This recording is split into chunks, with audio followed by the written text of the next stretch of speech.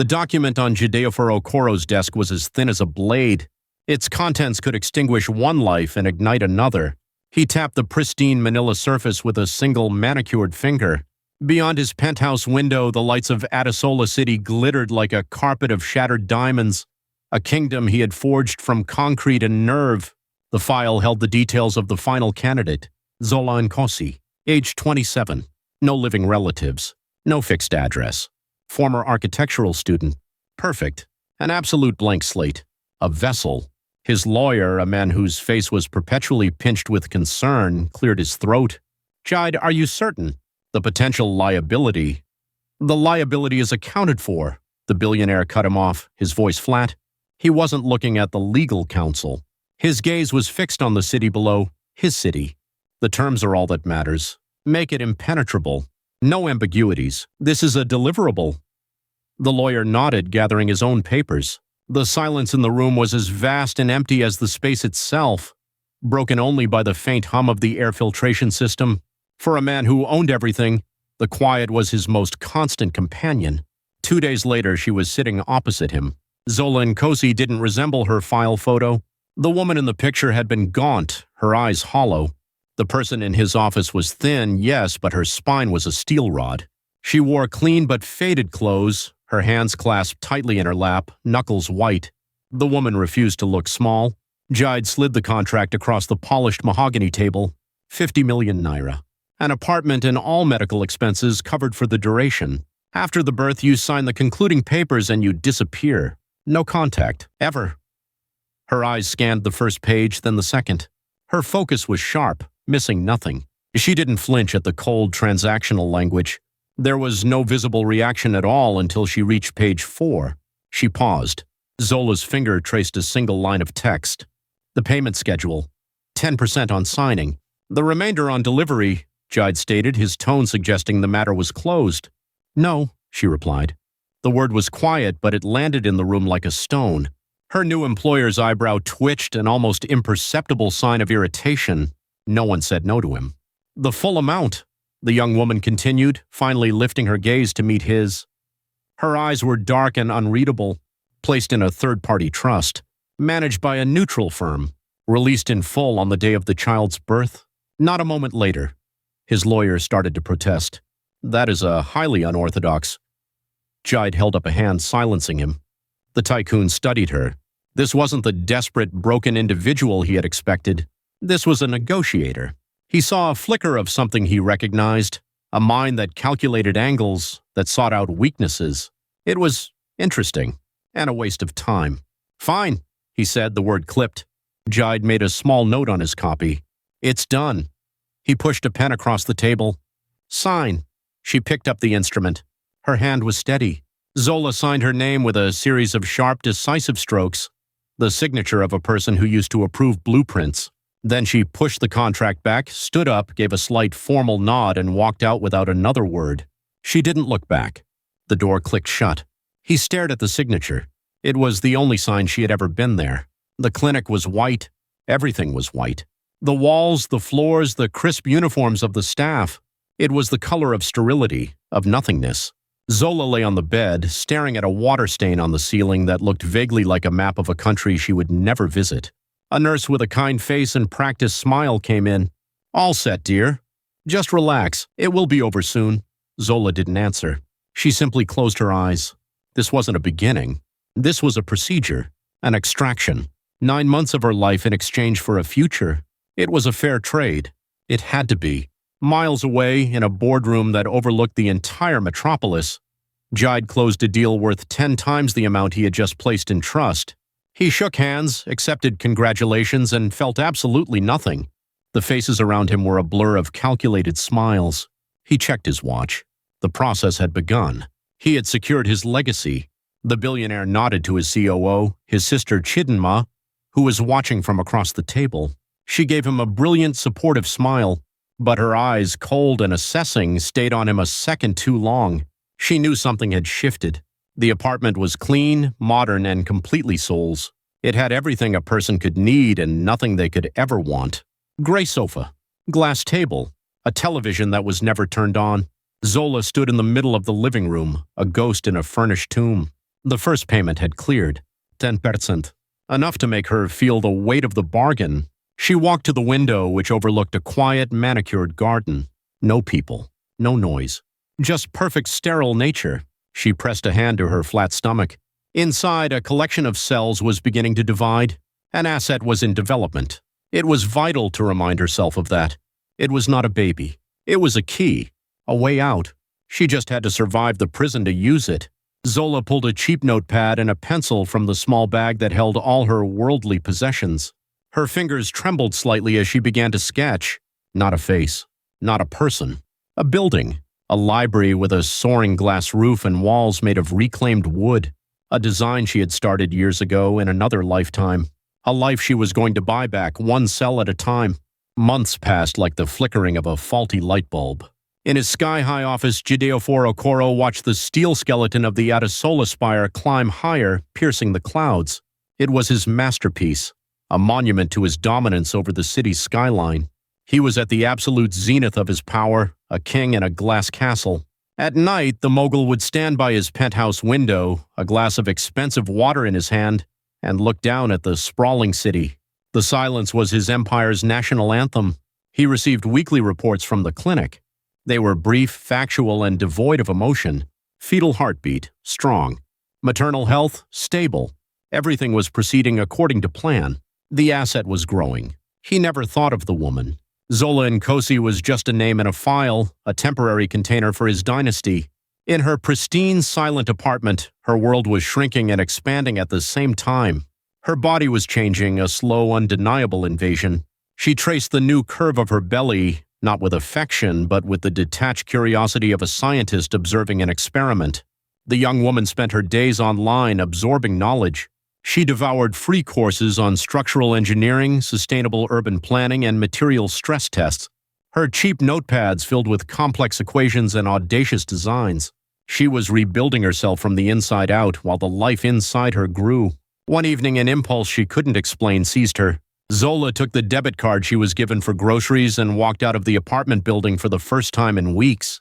She went to the most expensive restaurant in the neighborhood, a place where people like Jide conducted their business. She ordered the most decadent thing on the menu, a seafood platter meant for two. She ate every last piece slowly, deliberately. It was a reckless act of defiance, a rebellion against the sterile, sensible world she was being kept in. For 1 hour, she wasn't a surrogate. She wasn't homeless. She was just a woman enjoying a meal she couldn't afford. It was the best thing she had ever tasted. Chidinma Okoro sat in her own office, one floor below her brother's. Her space was just as luxurious but warmer, filled with art and strategic personal touches. It was the office of a person people liked and trusted. She watched her siblings' new obsession with a cold, growing alarm. This heir project was an emotional variable, a catastrophic risk to the stable, predictable future she had meticulously planned for Okoro Holdings. It was a weakness, and Chidinma was an expert at exploiting weakness. The COO made a call. "I need some information," she said, her voice smooth as silk. Discreetly, a woman named Zola Nkosi. "I want to know everything, where she's from, who she knew, every mistake she's ever made. I want a file I can use." The man on the other end was a private investigator, a ghost who specialized in digging up skeletons. "It will be expensive." "The best things always are," she replied and hung up. Chidinma smiled, a small, sharp curve of her lips.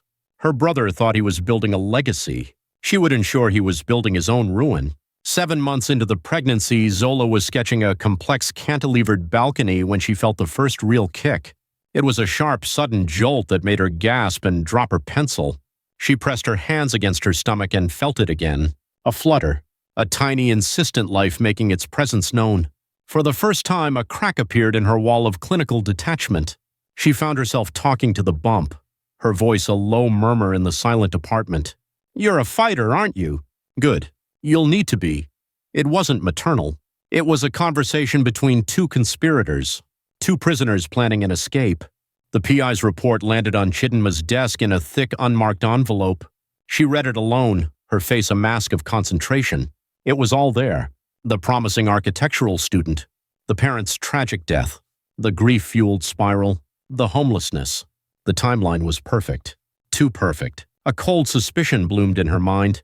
She cross-referenced the date of the parents' accident with her brother's personal calendar from last year, and there it was. A single empty entry on the anniversary of their own parents' passing.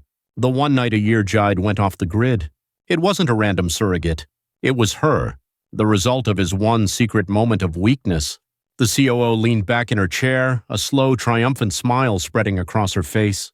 This was better than leverage. This was a weapon of mass destruction. The 8th month. Jide was in the middle of a hostile board meeting. Foreign investors were trying to force a change in the company's charter. He was cornering them, dismantling their arguments with cold, brutal logic. He was winning. His personal phone, the one only his lawyer and security detail had the number for, vibrated in his pocket. He ignored it. The device buzzed again, and again. Annoyed, he finally glanced at the screen. A single text from the clinic's director. 9 words. Ms. Nkosi. In labor. Complications. Come now. The boardroom, the investors, the billionaire deal, it all evaporated. The air left his lungs. A feeling he couldn't name, something hot and sharp and terrifyingly urgent, seized him. The billionaire stood up so abruptly his chair scraped loudly against the floor. Every head in the room turned to him. "The meeting is over," he announced, his voice tight. Jide walked out, leaving a room full of stunned, powerful men in his wake. He didn't run to the elevator, but his strides were long and fast, a man propelled by an invisible force.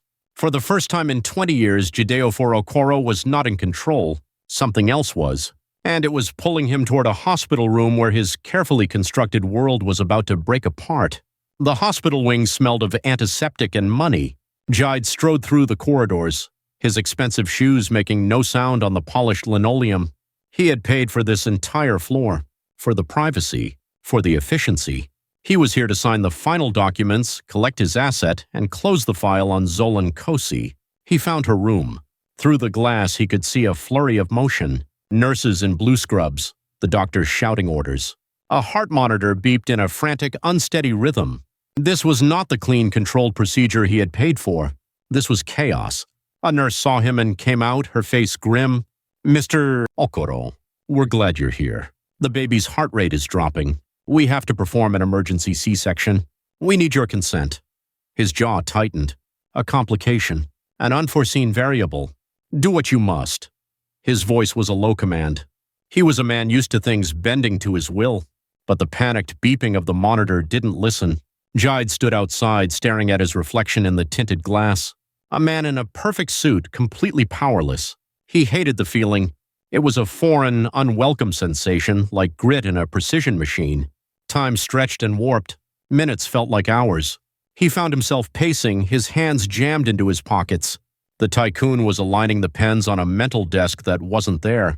Finally, the frantic beeping inside the room stabilized into a slower, steadier rhythm. Then it was joined by a new sound, a thin, reedy cry, the cry of a newborn. The doctor emerged, pulling off his mask. He was sweating, but he was smiling. "Congratulations, Mr. Okoro. You have a son, a healthy baby boy. He gave us quite a scare, but he's a fighter." Jide felt a wave of something. It wasn't joy. It was relief. The relief of a project completed, a crisis averted. The deliverable was secure. He nodded curtly at the physician and walked into the recovery room. Zola was lying on the bed, pale and exhausted, an IV drip in her arm. Her eyes were closed. She looked small and fragile, a stark contrast to the defiant woman who had negotiated terms in his office. He felt a flicker of annoyance. This was messy. He wanted it over. A nurse bustled in, holding a small bundle wrapped in a blue blanket. "Here he is, sir." "Your son." She held the baby out. The new father hesitated for a fraction of a second. This was not part of the plan. He was supposed to sign papers, not this. But the nurse was waiting, her smile unwavering. He stiffly extended his arms and took the bundle. It was lighter than he expected. So small. He looked down at the tiny, wrinkled face, the tuft of dark hair. He felt nothing. It was a blank, a stranger. This was his heir. This was the future of Okoro Holdings. The nurse, beaming, reached over to adjust the blanket around the baby's shoulders. "Let's get you all tucked in, little one." As her hand moved the cloth, the back of the baby's neck was exposed for a fleeting moment. And Jide saw it, a perfectly formed birthmark. A deep red crescent moon with a single dot-like star just below it. The world tilted. The air in his lungs turned to ice. His vision narrowed to a single point on that tiny patch of skin. That shape. That specific, impossible shape. It wasn't a memory that hit him. It was a physical sensation. A wave of intense, sickening déjà vu washed over him. The smell of rain on hot asphalt. The taste of cheap, lukewarm beer. The low thrum of music from a bar on the city's grimy fringe. A woman's laughter. A face he couldn't quite remember, but a feeling he couldn't forget. A night of profound, suffocating grief. The anniversary. His one night of anonymity a year ago. A brief, meaningless encounter in the dark. A fleeting connection meant to be forgotten. He remembered a flash of skin as a woman turned to leave his cheap hotel room. A glimpse of her neck under the dim light. And on it, that mark. That exact same mark. His head snapped up. The world rushed back in. The beeping of the machines. The smell of the hospital. His gaze shot past the baby, past the nurse, and locked onto the woman on the bed. Zola's eyes were open. She had been watching him. And in her exhausted, wary face, he saw it. Not just the woman from the hospital bed. Not the surrogate from the file. He saw the woman from the bar. The woman whose name he never asked. The woman he had paid to forget. A wave of nausea so profound it made his knees weak threatened to buckle him. His grip on the baby tightened. The contract. The apartment. The 50 million naira. It wasn't a transaction. It was a cover-up. A cover-up for a crime he didn't even know he had committed. Zola pushed herself up on her elbows, her eyes wide with a dawning protective fear. She saw the look on his face. The horror, the recognition, the sheer panic. She didn't know why, but every survival instinct she had screamed at her. "What is it?" she asked, her voice raspy. "What's wrong?" A different nurse came in then, cheerful and oblivious. "All right, time for Mum to have a go. Let's get him weighed and cleaned up." She reached for the baby, but Jide didn't move. He couldn't. He was frozen, holding the living, breathing evidence of his colossal, life-altering mistake. "Sir?" the nurse said, her smile faltering. Zola's voice cut through the fog in his head, sharp and fierce. "Give me my son." Her son. The words sliced through him. She was no longer a vessel. She was a mother. The mother. And Jide realized with a soul-crushing certainty that the clean, simple transaction he had engineered had just become the most complicated, dangerous, and inescapable crisis of his entire life. The file was not closed. It had just been blown wide open. The final papers remained unsigned. They sat on a table in Zola's private hospital room, a stack of white paper that felt like a bomb. Jide's lawyer tried to hand her a pen, but his client's voice cut through the air, sharp and final. Not now. 2 days later, Zola wasn't discharged to a taxi that would take her back to anonymity. She was escorted by silent men in dark suits into a Blacktown car with tinted windows. She clutched her baby, a tiny warm weight against her chest, her knuckles white. "Where are you taking me?" she demanded, her voice trembling slightly. The man in the front seat didn't turn around. "Mr. Okoro's residence. There are postnatal complications. You both require observation." It was a lie. Zola knew it was a lie. There were no complications. A cold dread snaked its way up her spine. This wasn't part of the deal. This was a breach of contract. He was trying to find a loophole. He was going to cheat her. Jide's penthouse was a palace of glass and steel, a silent, sterile cage high above the city. The young mother was installed in a guest suite larger than any apartment she had ever lived in. A private nurse was assigned to her. The finest food was brought on silver trays. It was luxurious. It was a prison. A Cold War began. The vast penthouse became a silent battlefield. Zola refused to let the baby out of her sight. She held him constantly, naming him Kalo, a name that meant victory.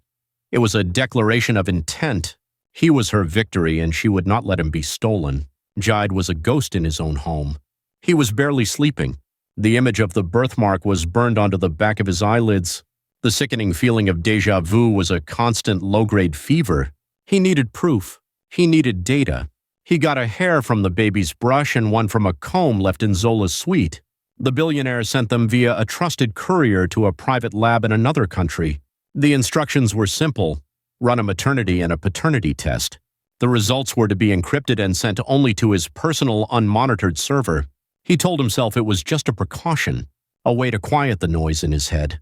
But he already knew the truth. Every time he looked at her, he saw fragments of that night. Her defiant chin, the intelligence in her eyes. How had he not recognized her? The shame was a physical weight, a pressure in his chest that made it hard to breathe.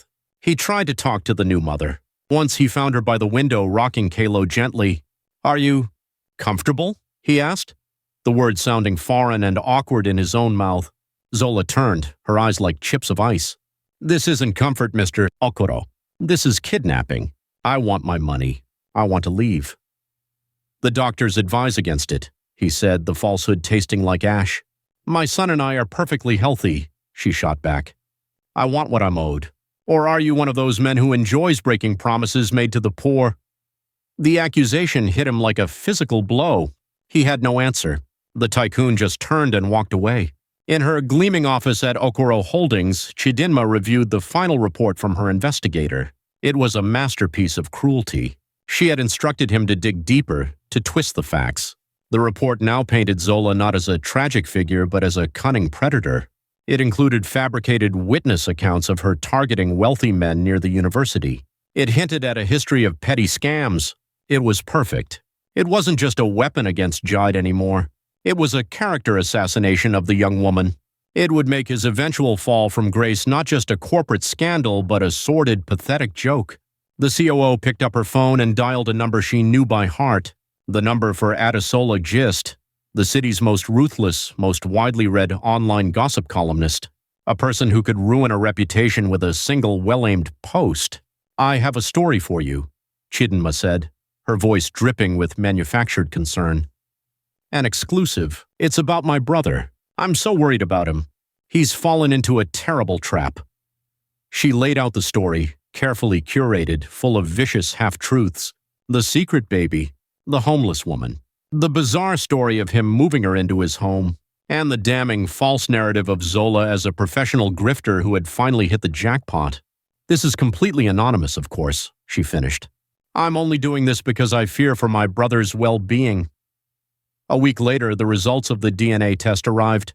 Jide sat at his desk, his hand trembling as he clicked open the encrypted file. He stared at the screen, at the cold, hard science. The screen blurred. The noise in his head stopped. It was replaced by a roaring, deafening silence. It was real, all of it. He hadn't hired a surrogate. He had found the mother of his son, his own abandoned child, on the street, and paid her to carry a baby she had already conceived. He felt a sudden, desperate need to talk to her, to explain, to apologize. He didn't know what he would say, but he had to say something. He walked toward her suite, his heart pounding a frantic rhythm against his ribs. As he reached her door, he heard a sharp gasp from inside. He pushed the door open. Zola was standing in the middle of the room, her phone in her hand. Her face was ashen, her eyes wide with sheer horror. She was staring at the screen. Jide's own phone buzzed in his pocket, a notification from a news app. He pulled it out, and he saw it. The headline from Adesola Gist had just gone live. It was plastered across the city's entire digital landscape. A picture of him, steely and powerful, next to a grainy, unflattering photo of Zola from her time on the streets. And above it, the words that would set his entire world on fire. Jidio for Okoro's secret heir, billionaire paid-off homeless con artist, mother of his own abandoned child. The scandal wasn't a fire. It was a nuclear detonation. Within hours, Okoro Holdings was in freefall. The stock plummeted, wiping billions off the company's value. News vans were camped outside the headquarters, their satellite dishes pointed at the building like siege weapons. The board was in open revolt, calling for an emergency meeting. Jide's empire was crumbling. He locked himself in his study. The city lights outside seemed to mock him. Zola was in her suite, the door shut. The silence between them was now a chasm filled with accusations and public shame. He saw the story's details, the insinuation that she was a con artist, and knew. This wasn't a random leak. This was a precision strike. This was Chidinma. His lawyer called, his voice frantic. "Jide, we need to issue a denial, a strong one. We'll sue for defamation. We'll say she's unstable, that she's extorting you." "No," Jide said. The word was quiet but absolute. He hung up the phone. Denials were for guilty men trying to hide. He was a guilty man, but he was done hiding. The CEO called a press conference for the next day. The entire city held its breath. Everyone expected a war, a rebuttal, a counterattack. The next morning, he stood before a wall of cameras, the flashes like 1,000 tiny explosions. The room was packed with reporters. their faces a mixture of hunger and predatory glee. But Jide wasn't alone. To the collective gasp of the entire room, Zola walked out and stood beside him. Not behind him, but beside him. She held Kalo wrapped tightly against her chest. Her face was pale, but her chin was high. She had agreed to come for one reason, to face her accusers head-on. She would not be painted as a villain in the story of her own life. Jide stepped to the microphone. He looked haggard. He looked human. "I'm not here to issue a denial," he began, his voice rough. The room fell silent, because most of what you have read is true. A wave of murmurs swept through the crowd. "It is true that I have a son. This is Kalo." He gestured to the baby in Zola's arms. "And it is true that this woman, Zola Nkosi, is his mother." He paused, taking a breath. "It is also true that until a few days ago I did not know he was my son. I met Ms. Nkosi over a year ago. I was not myself. I behaved dishonorably. I failed to see the incredible person in front of me. I made a mistake and I tried to bury it." His apology was not smooth. It was clumsy, stilted. He fumbled his words. The mogul sounded less like a CEO and more like a man confessing his sins. "When I discovered she was carrying a child, I offered her money. I treated her and my own son as a transaction. There is no excuse for my actions. It was a failure of character and a failure of basic human decency." He looked directly at Zola. "I have publicly and privately apologized to Ms. Nkosi, but no apology can undo the damage my arrogance has caused her." The reporters began to shout questions, a chaotic wall of noise. They smelled blood. They tore into his fumbled speech, picking it apart. He had admitted guilt without providing a clean narrative. The press conference was a disaster. In the Okoro Holdings boardroom, the board members watched the broadcast, their faces grim. The stock was still falling. Chidima watched, a cool, satisfied smile on her face. Her brother had just publicly immolated himself. Jide held up a hand, silencing the room. "Therefore, effective immediately, I am stepping down as CEO of Okoro Holdings." Another shockwave. His sister's smile widened. This was it. Her moment. "The board will appoint an interim leader," the founder continued. "But I have one final announcement." He turned again to the child's mother. "I am using my personal funds to establish the Nkosi Foundation, a multi-billion naira fund dedicated to providing housing and educational grants for the city's displaced youth." He looked at Zola. "Ms. Nkosi is a brilliant architectural mind. I have asked her to accept a lead role in designing the foundation's first projects, should she choose to accept. The position is hers, with no strings attached." Her expression didn't change, but her grip on her son tightened. It wasn't a proposal of marriage. It wasn't a payoff. It was a job offer, a recognition of the person she was before all of this. It was respect. The press conference ended in chaos. Jide and Zola were ushered out a back door, leaving the firestorm behind them. The board meeting that afternoon was brutal. Chidima was appointed interim CEO just as she had planned. She had won. She sat in her brother's chair, the seat of power she had craved for so long. But her victory was hollow. An hour into her tenure, a loyal board member, disgusted by the viciousness of the leak, presented evidence from the company's internal servers, an email trace, a record of a phone call. It all led directly back to the new CEO. She was exposed. Her carefully constructed image shattered. Chidinma was fired by the very board that had just promoted her, escorted from the building by the same security guards she used to command. That night, the penthouse was quiet. The city lights glittered below, but they seemed distant. The scandal still raged, but inside, the war was over. Jide stood on the balcony. He was no longer a CEO. He was just a man who had wrecked his own life. Zola came out and stood beside him, Kalo asleep in her arms. "I accept the job," she said quietly. "On my own terms." He nodded, not looking at her. "Of course." The disgraced billionaire reached out, his hand hesitating. "May I?" She looked at him, at this broken, humbled man. She saw the genuine fear in his eyes, the fear of a father who didn't know how to hold his own son. Slowly, Zola nodded. She carefully transferred the warm, sleeping weight of Kalo into Jide's arms. He was clumsy, awkward, holding the baby as if he were made of fragile glass. But he held him. They stood there for a long time, not as lovers, not even as friends. They were two survivors of a wreck standing in the rubble. He had lost an empire and in the ruins found a son. She had lost her anonymity but had been given back her future. It wasn't a happy ending. It was just an ending. And for the first time in the quiet of the night, it felt like a beginning.